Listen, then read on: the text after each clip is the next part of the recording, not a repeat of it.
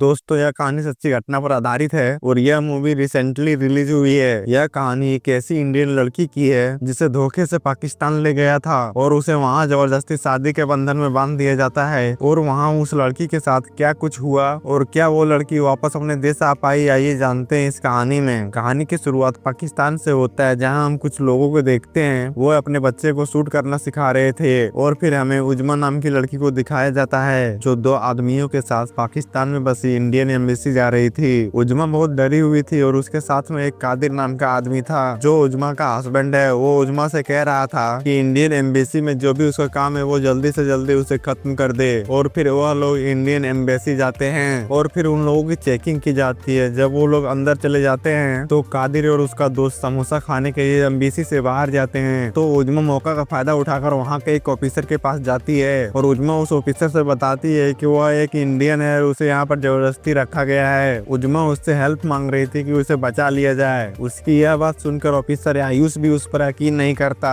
उज्मा उसे बार बार कह रही थी कि मैं एक इंडियन हूँ, लेकिन वह ऑफिसर उस पर यकीन नहीं कर रहा था। तब उज्मा उसे अपना पासवर्ड दिखाती है जिससे आयुष को यकीन हो जाता है कि उज्मा एक इंडियन है। इसीलिए वो उज्मा से कहता है कि जल्दी से गेट नंबर 6 के अंदर चली जाए। उज्मा फौरन गेट नंबर 6 के अंदर चली जाती है और वो गेट लॉक हो जाता है। वहाँ के सभी लोग उज्मा को देखकर हैरान थे और वो लोग कहने लगे कि इस लड़की को अंदर किसने आने दिया, इसे बाहर निकालो। लेकिन उज्मा कहने लगी कि गेट मत खोलो, यदि वो आ गया तो मुझे मार डालेगा। उज्मा चिल्ला चिल्ला कर कहती है कि वह एक इंडियन है और उसे जबरदस्ती यहाँ पर लाया गया है और वह अपने देश वापस जाना चाहती है। और फिर वहाँ जेपी सर को बुलाया जाता है जो इंडियन डिप्लोमेट है। जेपी उज्मा के पास आता है और उसका नाम पूछता है। उज्मा ने उसे बताया कि वह बाघ बॉर्डर से पाकिस्तान में एंटर हुई थी और इसके बाद कादिर उसे जबरदस्ती बुनेर लेकर गया और वहाँ पर उसे बहुत ही ज्यादा टॉर्चर किया गया। लेकिन जेपी उसकी बातों पर बिल्कुल यकीन नहीं कर रहा था। उसे लग रहा था कि ये उज्मा की कोई चाल है और वह उसकी बातें सुनकर हंसने लगता है। वहीं बाहर खड़ा कादिर बहुत ही ज्यादा हंगामा कर रहा था क्योंकि उसे एम्बेसी के अंदर आने नहीं दिया जा रहा था। और फिर जेपी एक फीमेल ऑफिसर से कहता है कि वह उज्मा की बॉडी को चेक करे। और जब वो लेडी ऑफिसर उज्मा की बॉडी को चेक करती है तो उज्मा के बॉडी पर कई सारे चोट के निशान थे।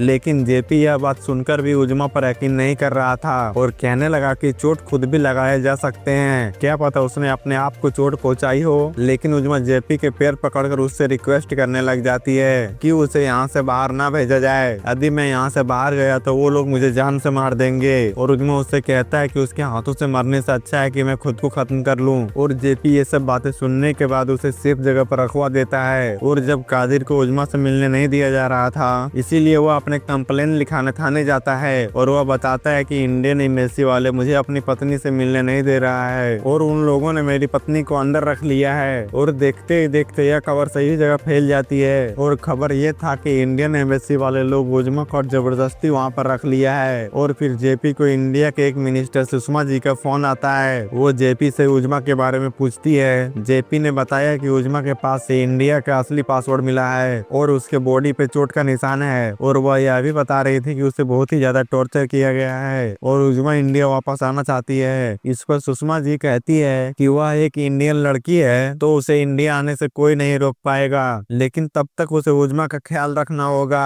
और वह जेपी से यह भी बताती है कि सभी जगह यह खबर फैल गई है कि इंडियन एम्बेसी वालों ने जबरदस्ती उस लड़की को वहाँ पे रख लिया है। इसीलिए उज्मा को सबके सामने बयान देना होगा कि उसके साथ गलत किया गया है, उसके साथ जो कुछ भी हुआ है उसे सबको बताना होगा। फिर जेपी वहाँ से पाकिस्तानी ऑफिसर के पास जाता है ताकि वह उज्मा को वापस इंडिया भेज सके। वहाँ के कुछ ऑफिसर सच में चाहते थे कि उज्मा अपने देश वापस चली जाए, लेकिन जो आईएएस के लोग थे वह उसे इंडिया वापस नहीं भेजने देंगे। और वो इसलिए क्योंकि उज्मा को जिस एरिया में रखा गया था वहाँ पर आईएएस के कई काले धंधे थे और उन्हें शक था कि वो वहाँ जाकर अपना मुंह खोल देगी और उसे यहाँ के बहुत सारे राज पता होंगे क्योंकि वो लड़की एक रो एजेंट भी हो सकती है। और वह इन सब के लिए कादर और उसके आदमियों को भड़का रहा था। और फिर जेपी उज्मा के पास जाता है और उससे कहता है कि तुम्हें अपना बयान देना होगा कि इंडियन एम्बेसी ने तुम्हें जबरदस्ती यहाँ पर नहीं रखा हुआ है, बल्कि तुम यहाँ पर खुद आई हो और अब तुम वापस अपना देश जाना चाहती हो। इस पर उज्मा बयान देने से मना कर देती है। उज्मा कहती है कि मैं कादर का सामना नहीं कर सकती। इस पर जेपी उसे समझाता है कि तुम्हारे पास यहाँ का सिर्फ 3 हफ्तों का वीजा बचा हुआ है और यदि इससे पहले यह मसला हल नहीं हुआ तो उसे इंडिया भेजना बहुत ही मुश्किल हो जाएगा। और जेपी कहता है कि मैंने तुमसे पहले भी कहा है कि यदि तुम मुझे अपनी पूरी कहानी सुनाओगे तभी मैं तुम्हारी मदद कर पाऊंगा। और फिर यहाँ पर उजमा अपनी पूरी कहानी सुनाती है। वह बताती है कि कुछ समय पहले वह इंडिया से मलेशिया गई थी ताकि वह वहाँ पर जॉब कर सके। उसे उसके साथ ही रहना था, लेकिन वह मलेशिया पहुँचते ही अपना पर्स और बैग ऑटो में ही भूल गई, जिसमें उसका सारा डॉक्यूमेंट था। उजमा इस बात से काफी ज्यादा परेशान हो गई थी। तभी उसके पास वही कैब ड्राइवर आया और उसने उस्मा का पर्स वापस कर दिया। उस्मा अपने पर्स वापस पाकर काफी खुश थी और यह कैब ड्राइवर कोई और नहीं बल्कि कादिर था। और कादर की यही ईमानदारी देखकर उजमा को बहुत पसंद आया। वह उससे काफी ज्यादा इम्प्रेस हो गई थी और फिर उन दोनों की दोस्ती हो गई। दोनों एक दूसरे के साथ काफी अच्छा टाइम स्पेंड करने लगे। और एक दिन पता चलता है कि उजमा की बेटी की तबीयत काफी ज्यादा खराब हो गई है। दरअसल उसकी बेटी को कोई बीमारी है जिसके इलाज के लिए बहुत सारे पैसे चाहिए और इस वजह से कादिर बहुत ही ज्यादा परेशान रहता था। उजमा के पति ने उसे कुछ वक्त पहले ही तलाक दिया था।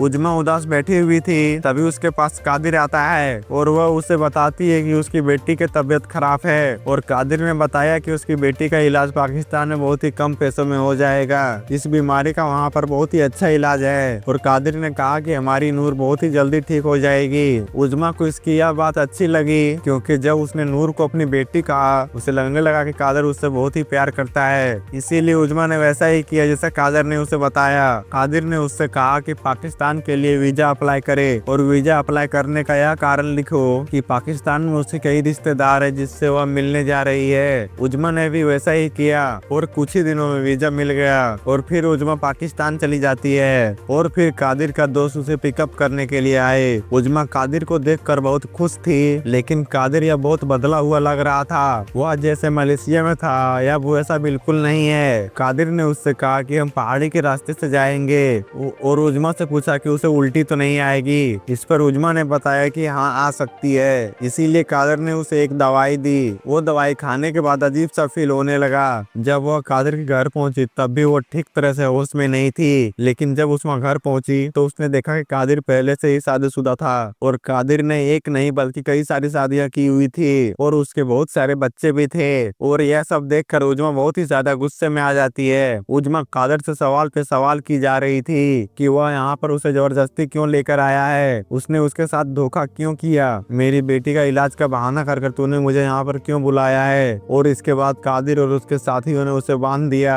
और उसे बहुत ही ज्यादा टॉर्चर किया। उजमा कादिर से रिक्वेस्ट करने लगी कि उसे इंडिया वापस जाने दे, लेकिन कादिर ने उसकी एक नहीं सुनी। उसके साथ रोज मारपीट करता और जबरदस्ती भी करता।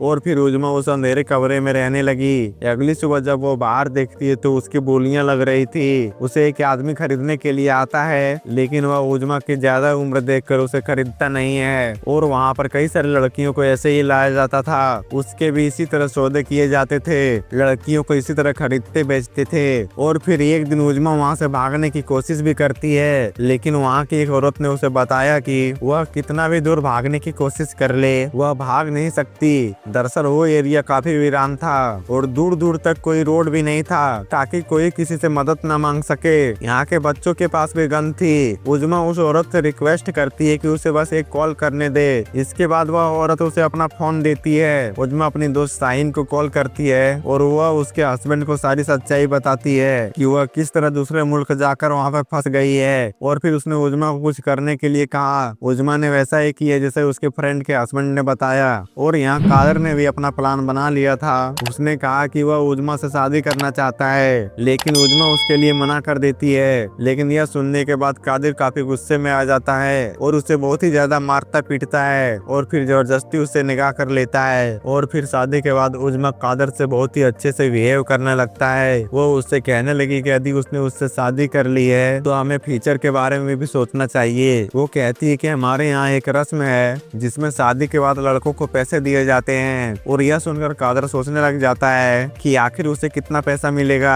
उजमा ने कहा कि यही कोई 10-12 लाख। इस पर कादर ने उजमा से कहा कि वह जल्दी से अपने माता पिता को बता दे कि उसने शादी कर ली है। उसने कहा कि इसके लिए उसे इंडियन एम्बेसी जाना पड़ेगा ताकि मैं उनसे पैसे की बात करूं और जब हम उन्हें शादी का प्रूफ दिखा देंगे तो वह हमें पैसे दे देंगे। और ये सारी बातें सुनने के बाद कादिर उजमा को इंडियन एम्बेसी ले जाने के लिए तैयार हो जाता है। दरअसल यही आइडिया उजमा के सहेली के पति ने दिया था ताकि वह इस तरह का प्लान बनाकर इंडियन एम्बेसी तक पहुंचे और उनका यह प्लान कामयाब हो गया और कादिर उनको इंडियन एम्बेसी ले आया। और ये सारी बातें सुनने के बाद जेपी उजमा से कहता है कि वह बिल्कुल भी फिक्र ना करे, उसे जल्दी से जल्दी इंडिया भेज देंगे। लेकिन उजमा को अपना बयान सबके सामने रखना होगा। जेपी उजमा को समझाता है कि तुम्हें बाहर जाकर अपना बयान देना होगा और मैं तुमसे वादा करता हूँ कि कादिर तुम्हारे सामने नहीं आएगा। तुम यही चाहती हो ना कि कादिर तुम्हारे सामने नहीं आए, तुम्हें उसका सामना ना करना पड़े। फिर तुम जैसा चाहती हो वैसा ही होगा, बस तुम बयान देने के लिए तैयार हो जाओ। फिर जेपी कादिर को इंडियन एम्बेसी बुलाता है। यह कहकर के उजमा उससे बात करना चाहती है और जब कादिर वहाँ पर आता है तो दूसरी तरफ उजमा मीडिया वालों के सामने अपना बयान दे रही थी। वह मीडिया वालों के सामने खुलकर अपना कहानी रखती है कि उसके साथ क्या क्या हुआ और इंडियन एम्बेसी वालों ने उसे जबरदस्ती कैद करके नहीं रखा हुआ है और अपना देश वापस जाना चाहती है। और उसकी ये खबर सारी न्यूज चैनल में दिखाई जाती है। सबको उजमा के बारे में पता चल चुका था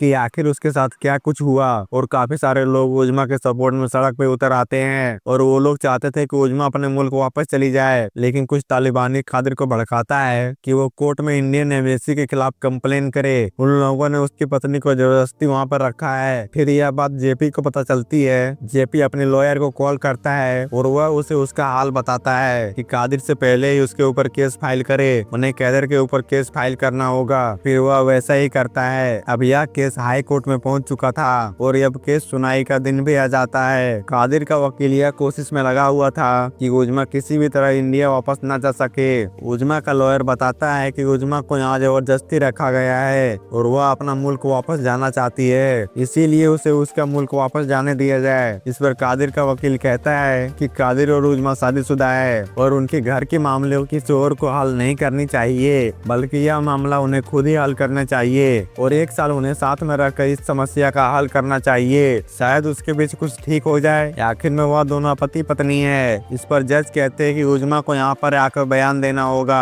तब जाकर हम किसी नतीजे पर पहुँचेंगे। इस पर उजमा के लॉयर कहता है कि उसके जान को खतरा है और वह कादिर के सामने नहीं आना चाहती और इसके लिए उसे पूरा प्रोटेक्शन चाहिए। और फिर उजमा को पूरी प्रोटेक्शन दिया जाता है। और जब जेपी उजमा को कोर्ट लेकर आ रहा था और वह पहले से जानता था कि कादिर अपने आदमियों से उन पर हमला करवाएगा, इसीलिए जेपी अपने साथ एक लड़की को रखता है जो देखने में कुछ हद तक उजमा जैसी थी, ताकि लोगों को लगे जो जेपी के साथ लड़की है वो उजमा है। और जेपी के अगले वाली गाड़ी में उजमा थी और जो लड़की जेपी के साथ थी वो कोई और थी। अब जेपी सामने देखता है कि आईएस के आदमी खड़े हैं, इसीलिए वह पाकिस्तान के मिनिस्टर को कॉल करता है और यदि यहाँ पर उजमा को कुछ भी हुआ तो सारा इल्जाम पाकिस्तान पर आएगा। और फिर हम कादिर और उसके आदमियों को देखते हैं जो जेपी और उसके कार पे हमला करते हैं और वो लोग उजमा को बाहर निकलने के लिए कह रहे थे, लेकिन उन लोगों को नहीं पता था। तभी कादिर के पास उन शेरियर का कॉल आता है और वो पाकिस्तानी मिनिस्टर का कॉल था। उसने कहा कि वो जो कुछ भी कर रहा है सोच समझ कर करे, क्योंकि इसमें पाकिस्तान का नाम खराब होगा।